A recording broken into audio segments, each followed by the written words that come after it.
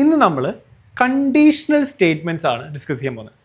ഒരു പ്രോഗ്രാമിംഗ് അല്ലെങ്കിൽ പ്രോഗ്രാമിംഗ് പഠിക്കുന്ന ഒരാളെ സംബന്ധിച്ച് അല്ലെങ്കിൽ ഒരു പ്രോഗ്രാമിംഗ് ലാംഗ്വേജ് പഠിക്കുന്നത് സംബന്ധിച്ച് ഏറ്റവും ഇമ്പോർട്ടൻ്റ് ആയിട്ടുള്ളൊരു പാർട്ടാണ് കണ്ടീഷണൽ സ്റ്റേറ്റ്മെൻറ്റ്സ്. കണ്ടീഷണൽ നമുക്ക് റിയൽ ലൈഫ് എക്സാമ്പിൾ വെച്ച് സ്റ്റാർട്ട് ചെയ്യാം. അപ്പോൾ നമ്മൾ റിയൽ ലൈഫിൽ ഒരു എന്തെങ്കിലും ഒരു പ്രൊസീജിയർ ചെയ്യും. നമ്മൾ എല്ലാ കാര്യങ്ങളും, എല്ലാ ഡിസിഷൻ എടുക്കുന്നതും എല്ലാ ആക്ഷൻ എടുക്കുന്നതും ഒരു കണ്ടീഷനെ ബേസ് ചെയ്തിട്ടായിരിക്കും. തോന്നിയിട്ടുണ്ടോ? ഫോർ എക്സാമ്പിൾ, നാളെ ഞാൻ ചെന്നൈക്ക് പോകും. If the flight is available, അല്ലേ? അല്ലെങ്കിൽ if the train is available. നാളെ ഞാൻ ഫുട്ബോൾ കളിക്കാൻ പോകും. ഈഫ് എല്ലാവരും കളിക്കാൻ വരുന്നുണ്ടെങ്കിൽ, അല്ലേ? നമ്മളെപ്പോഴും ഒരു കണ്ടീഷനെ ബേസ് ചെയ്തിട്ടാണ് ഡിസിഷൻ എടുക്കുക. ഇങ്ങനെയാണെങ്കിൽ ഇങ്ങനെ ചെയ്യും, അല്ലെങ്കിൽ ഇങ്ങനെ ചെയ്യും, അല്ലേ? എപ്പോഴും നോക്കിയാൽ മതി. റിയൽ ലൈഫിൽ ഓൾമോസ്റ്റ് എല്ലാ സിറ്റുവേഷനിലും നമ്മളൊരു ഡിസിഷൻ എടുക്കുക ഒരു കണ്ടീഷനെ ബേസ് ചെയ്തിട്ടായിരിക്കും. ഒന്നുകിൽ ഇത് വേണോ, അല്ലേ? ഇങ്ങനെയാണെങ്കിൽ ഇത് ചെയ്യാം, അല്ലെങ്കിൽ അത് ഇങ്ങനെയാണെങ്കിൽ അത് ഇങ്ങനെ ചെയ്യാം. അപ്പോൾ അങ്ങനെ ഓരോ കണ്ടീഷണൽ ബേസ്ഡ് ആയിരിക്കും നമ്മുടെ ഡിസിഷൻസ് എപ്പോഴും. സോ അങ്ങനെ വരുമ്പോൾ ഞാൻ പറഞ്ഞിട്ടുണ്ട്, പ്രോഗ്രാമിംഗ് എന്ന് പറയുന്നത് റിയൽ വേൾഡിൻ്റെ ഒരു ഇംപ്ലിമെൻറ്റേഷൻ തന്നെയാണ്. നമ്മൾ റിയൽ വേൾഡിൽ ചെയ്യുന്ന കാര്യങ്ങൾ പ്രോഗ്രാമിങ്ങിലേക്ക് ഇംപ്ലിമെൻറ്റ് ചെയ്യാനാണ് പ്രോഗ്രാമിംഗ് ലാംഗ്വേജ് നമ്മൾ യൂസ് ചെയ്യുന്നത്. അത് ആ ഒരു രീതിയിൽ എഫക്റ്റീവായിട്ട് യൂട്ടിലൈസ് ചെയ്യാൻ വേണ്ടിയിട്ട്.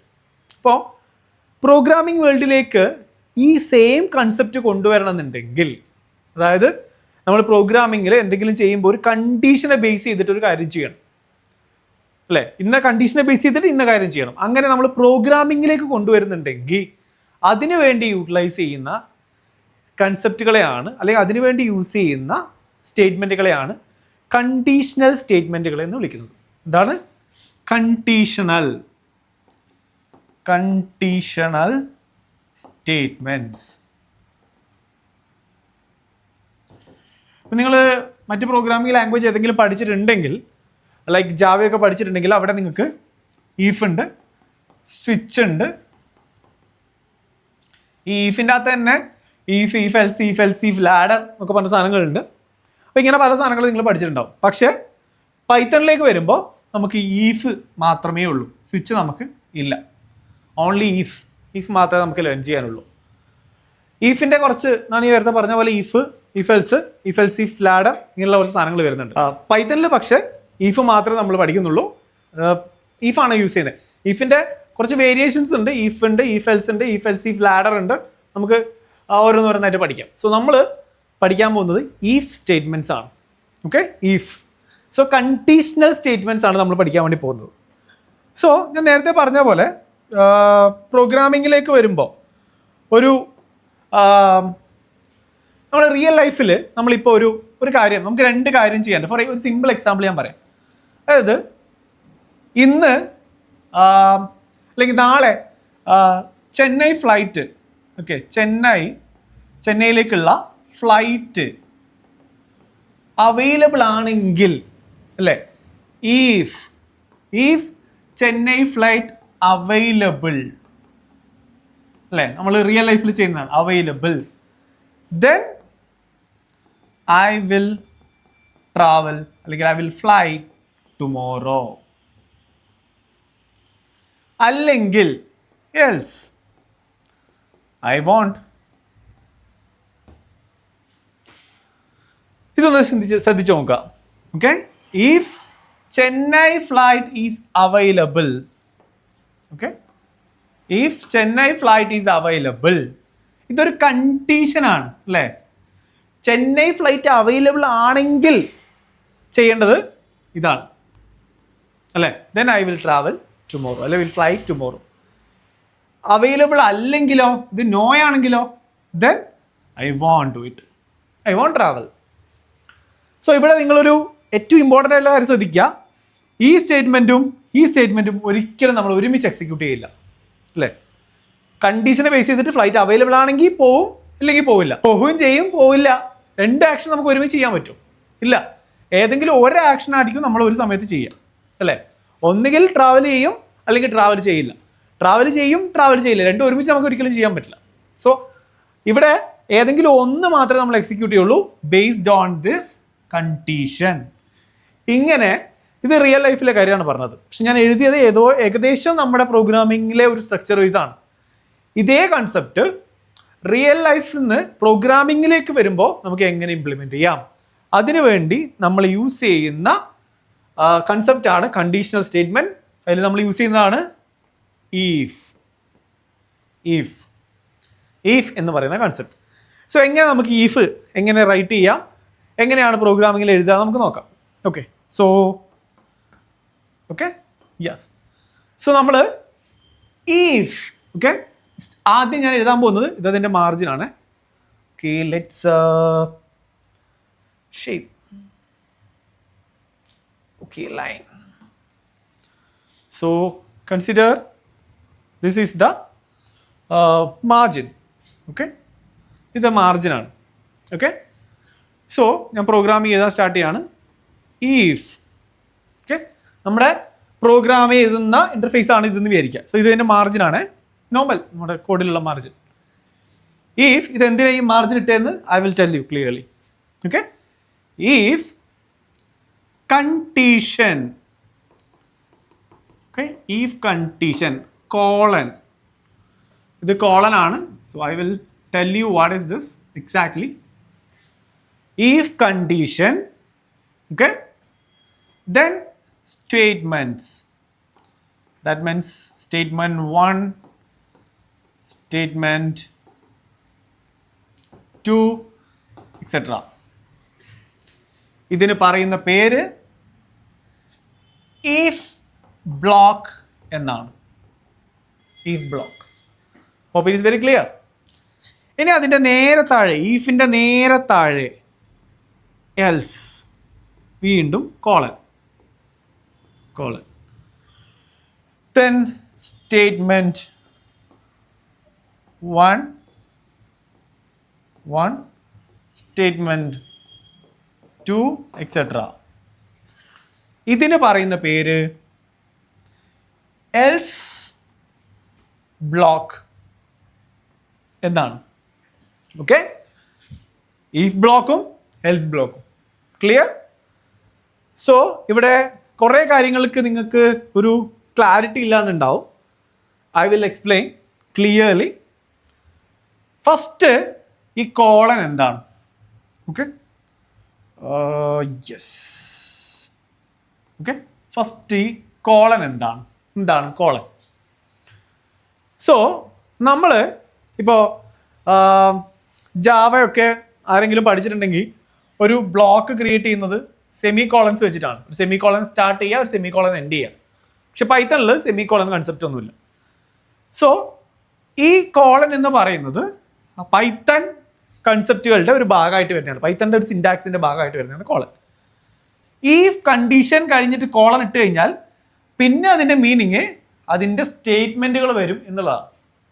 ഈഫ് കണ്ടീഷൻ കോളൻ നിങ്ങൾക്ക് അറിയായിരിക്കും, കീബോർഡിൽ സെമി കോളൻ്റെ ഷിഫ്റ്റ് അടിച്ചിട്ട് സെമി കോളൻ അടിച്ചു കഴിഞ്ഞാൽ വരുന്നതാണ് കോളൻ. സെമി കോളൻ നിങ്ങൾക്ക് ക്ലിയർ ആയിട്ട് അറിയുന്നുണ്ടെങ്കിൽ എൻ്ററിൻ്റെ മുകളിലുള്ള ആ ഒരു കീ ആണ് സെമി കോളൻ. സോ ജസ്റ്റ് നോക്കിയാൽ മതി, ഇതാണ് സെമി കോളൻ.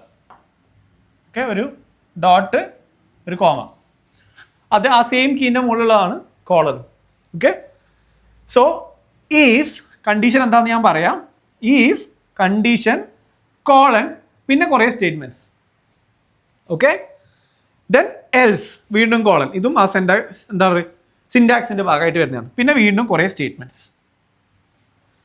സോ ഈ കോളൻ കഴിഞ്ഞിട്ട് വരുന്ന സ്റ്റേറ്റ്മെൻറ്റുകളെ നമ്മൾ വിളിക്കുന്നത് ഈഫ് ബ്ലോക്ക് എന്നാണ്. ഈഫ് ബ്ലോക്ക് കാരണം വെച്ചാൽ ഈഫിൻ്റെ കുറേ സ്റ്റേറ്റ്മെൻറ്റ്സ്. ഇതിൻ്റെ മീനിങ് ഇത്രയേ ഉള്ളൂ. ഈ കണ്ടീഷൻ ഓൾറെഡി ഞാൻ പറഞ്ഞിട്ടുണ്ട്, കണ്ടീഷൻ എന്ന് പറയുന്നത് ബൂലിയൻ ആയിരിക്കും. ബൂലിയൻ നമ്മൾ ഓൾറെഡി പഠിച്ചിട്ടുണ്ട്. ബൂലിയൻ ട്രൂ അല്ലെങ്കിൽ ഫാൾസ്. ഓക്കെ, ട്രൂ അല്ലെങ്കിൽ ഫാൾസ്, ഇത് രണ്ടും മാത്രമേ കണ്ടീഷൻ വരുള്ളൂ. ഈ condition, so let me make it clear. Condition എന്ന് പറയുന്നത് എന്തും ആവാം, വാട്ടെവർ ഇറ്റ് ഈസ്, എന്തോ ആയിക്കോട്ടെ. ഒറ്റ കാര്യമേ ഉള്ളൂ, കണ്ടീഷൻ്റെ അറ്റ് ദ എൻഡ് അത് എക്സിക്യൂട്ട് ചെയ്ത് കഴിഞ്ഞാൽ അതിൻ്റെ ലാസ്റ്റ് ഔട്ട്പുട്ട് എയ്തർ ട്രൂ ആയിരിക്കണം അല്ലെങ്കിൽ ഫാൾസ് ആയിരിക്കണം. അതായത് ബൂലിയൻ ആയിരിക്കണം. ക്ലിയർ? സോ നിങ്ങൾക്ക് ഇവിടെ ഈഫ് എന്ന് പറയുന്നത് കീവേഡ് ആണ്. സോ ഓൾറെഡി നമ്മൾ സംസാരിച്ചിട്ടുണ്ട്, ഈഫ് എന്ന് പറയുന്നത് കീവേഡ് ആണ്. ഓക്കെ, കീവേഡ് എന്ന് പറഞ്ഞു കഴിഞ്ഞാൽ നമ്മൾ ഓൾറെഡി സംസാരിച്ചിട്ടുണ്ട്, റിസർവ്ഡ് വേർഡാണ്. പൈത്തൺ ഓൾറെഡി ചില കാര്യങ്ങൾക്ക് വേണ്ടി അവിടെ റിസർവ് ചെയ്ത് വെച്ചിരിക്കുന്ന വേർഡാണ്. അത് നമുക്ക് പിന്നെ യൂട്ടിലൈസ് ചെയ്യാൻ പറ്റില്ല. നമുക്ക് ഈഫ് എന്ന് പറയുന്ന ഒരു സാധനത്തിന്റെ മുകളിൽ ഒരു വേരിയബിൾ ക്രിയേറ്റ് ചെയ്യാൻ പറ്റില്ല, വേറെ ഒന്നും ചെയ്യാൻ പറ്റില്ല. ഈഫ് എന്ന് പറയുന്നത് ഒരു കീവേഡാണ്, റിസർവ്ഡ് വേർഡാണ്. സോ ഈഫ് ദിസ് കണ്ടീഷൻ നിങ്ങൾക്ക് എന്ത് വേണമെങ്കിലും എഴുതാം. പക്ഷെ എന്തായിരിക്കണം, അത് ഒരു ബൂലിയൻ ആയിരിക്കണം, ട്രൂ അല്ലെങ്കിൽ ഫോൾസ് ആയിരിക്കണം. ക്ലിയർ? സോ ഇതിന്റെ വാല്യൂ ട്രൂ അല്ലെങ്കിൽ ഫോൾസ് ആയിരിക്കണം. Hope it is clear. So if condition ഞാൻ എക്സാമ്പിൾ വെച്ച് കാണിച്ചു തരാം, അപ്പോൾ you will get clear idea. If condition colon then statement 1, statement 2, statement 3, ഇങ്ങനെ എത്ര സ്റ്റേറ്റ്മെന്റ്സ് വേണമെങ്കിലും നിങ്ങൾക്ക് എഴുതാം. പക്ഷെ കൺസെപ്റ്റ് എന്താ, ഇത് മൊത്തം ഒരു ബ്ലോക്കാണ്. ഈഫ് ബ്ലോക്ക്, ഒരു ബ്ലോക്ക് ഓഫ് സ്റ്റേറ്റ്മെന്റ്, ഒരു ഗ്രൂപ്പ് ഓഫ് സ്റ്റേറ്റ്മെന്റ്, ഒരു ബ്ലോക്ക് ഓഫ് സ്റ്റേറ്റ്മെന്റ്. ഈ കണ്ടീഷൻ ട്രൂ ആണെങ്കിൽ, ഓക്കെ, ഈ കണ്ടീഷൻ ട്രൂ ആണെങ്കിൽ എക്സിക്യൂട്ട് ചെയ്യേണ്ട ബ്ലോക്ക് ഓഫ് സ്റ്റേറ്റ്മെന്റ്സ് ആണ് ഇത്, ഈഫ് ബ്ലോക്ക്. അതായത് ഈ കണ്ടീഷന്റെ വാല്യൂ ട്രൂ ആണെങ്കിൽ എക്സിക്യൂട്ട് ചെയ്യേണ്ട സ്റ്റേറ്റ്മെന്റുകളായിരിക്കും ഈ കാണുന്നത് മൊത്തം, ആ ബ്ലോക്ക് ഓഫ് സ്റ്റേറ്റ്മെന്റ്. അത് ചിലപ്പോൾ ഒരു സ്റ്റേറ്റ്മെന്റ് ആവാം, 2 സ്റ്റേറ്റ്മെന്റ് ആവാം, എനി നമ്പർ ഓഫ് സ്റ്റേറ്റ്മെന്റ് ആവും. അതിന് വിളിക്കുന്ന പേരാണ് ഈഫ് ബ്ലോക്ക്. ഇനി ഈ കണ്ടീഷൻ ഫോൾസ് ആണെങ്കിൽ, ഈ condition false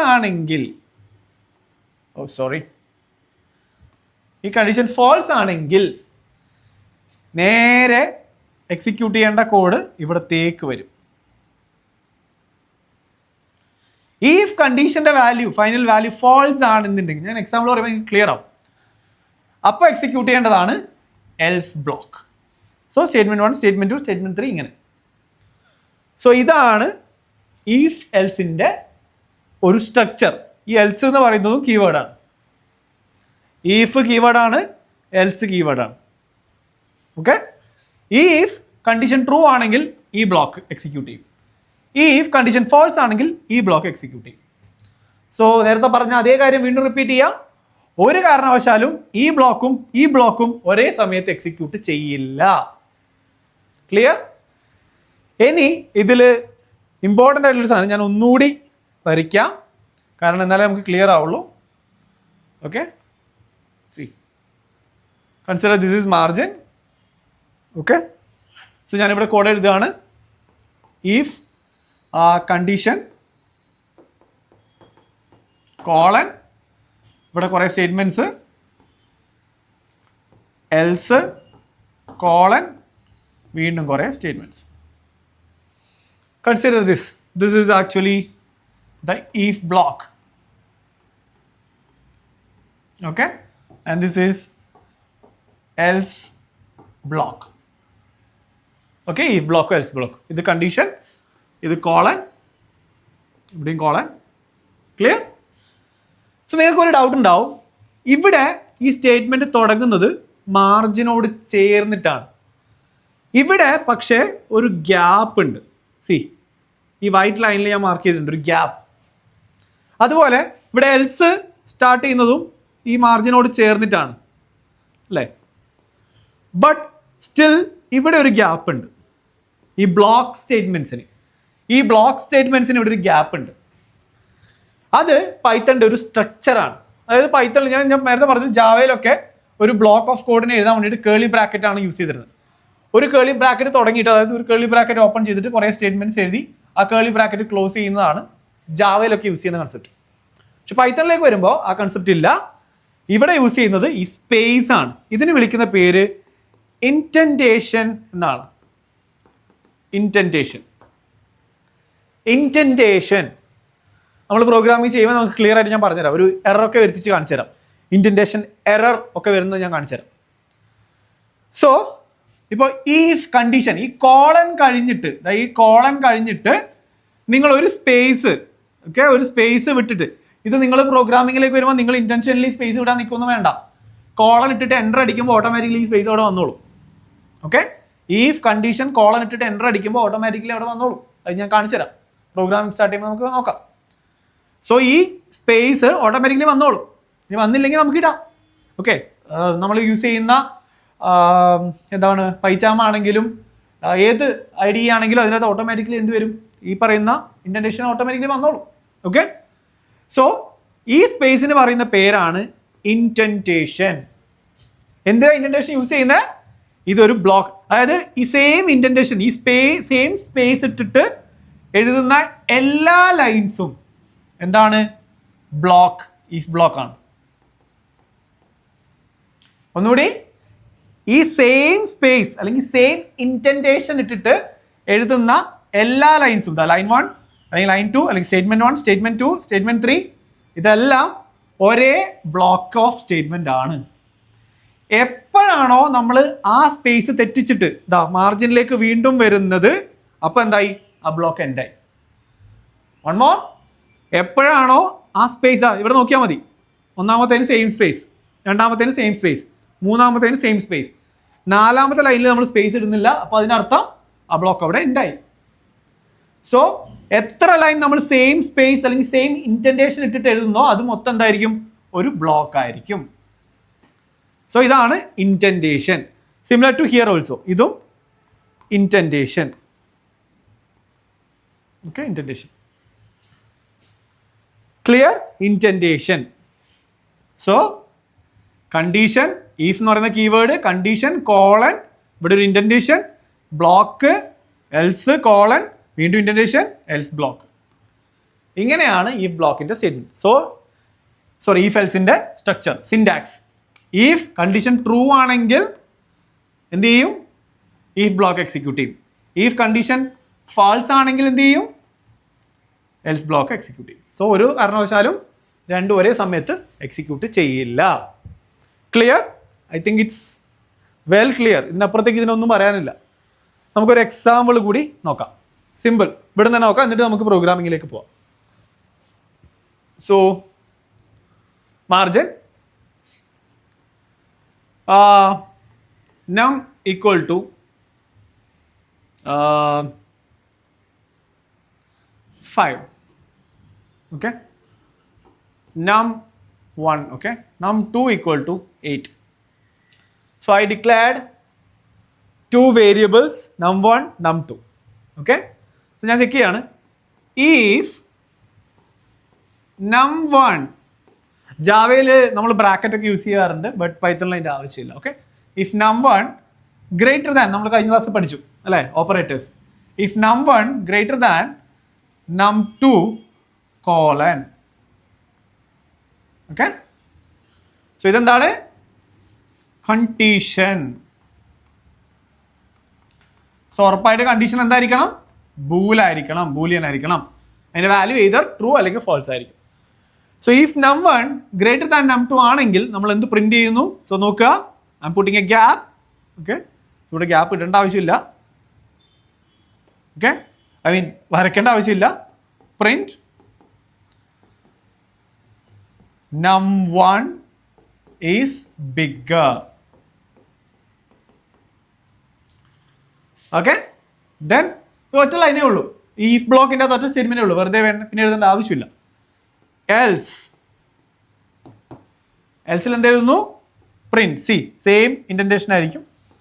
print num2 is bigger. This is the real programming example of if else. So നിങ്ങൾ നോക്കുക, നമുക്ക് വാല്യൂ എഴുതിയിട്ട് നോക്കാം. ഓക്കെ, ഇഫ് ഓക്കെ ഇഫ് num1ന്റെ വാല്യൂ എത്രയാ? 5 അല്ലേ?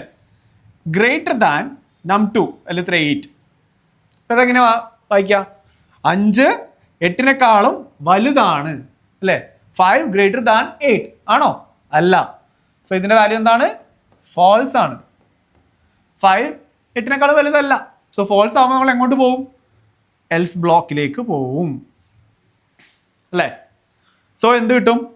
num2 ഈസ് ബിഗ്ഗർ, അതായത് num2 ഈസ് ബിഗ്ഗർ എന്ന് പ്രിന്റ് ആവും. ഔട്ട്പുട്ടായിട്ട്. ഇനി ഈ സ്റ്റേറ്റ്മെൻറ്റ് ഇങ്ങനെയാണെന്നെങ്കിലോ, ഓക്കെ, ഇങ്ങനെയാണെങ്കിലോ num1 greater than less than num2. അപ്പോൾ എന്താവും? സി ഇത് വരും അല്ലേ, 5 ലെസ് ദാൻ 8, 5 8നേക്കാളും ചെറുതാണ്, കറക്റ്റ് അല്ലേ? അപ്പോൾ ഇതിൻ്റെ വാല്യൂ എന്താവും? ട്രൂ ആവും. കറക്റ്റ്. 5 ലെസ് ദാൻ 8 കറക്റ്റ് ആണ്, ട്രൂ ആണ്. സോ എന്ത് ചെയ്യും? ട്രൂ ഇങ്ങോട്ടേക്ക് വരും. So this will be execute. if block will execute. അപ്പോൾ num1, so num1 is bigger എന്ന് പ്രിന്റ് ആവും. So this is the example of that if else statement. Clear ആണെന്നിരിക്കുന്നു. if statement അവിടെ എന്താണോ അത് കണ്ടീഷൻ, ആ കണ്ടീഷൻ എപ്പോഴും ബൂലിയൻ ആയിരിക്കണം. അതിൻ്റെ ഫൈനൽ ഔട്ട്പുട്ട് ട്രൂ ആണെങ്കിൽ if ബ്ലോക്ക് എക്സിക്യൂട്ട് ചെയ്യും, ഫോൾസ് ആണെങ്കിൽ else ബ്ലോക്ക് എക്സിക്യൂട്ട് ചെയ്യും. So this is the concept of if else. നമുക്ക് if else ഒക്കെ പഠി, if elseൻ്റെ ലാഡേഴ്സ് ഒക്കെ ഉണ്ട്, ലീഫ് ഒക്കെ വെച്ചിട്ട്. We will discuss that. Now this is the concept. Okay, clear ആണെന്ന് വിചാരിക്കുന്നു.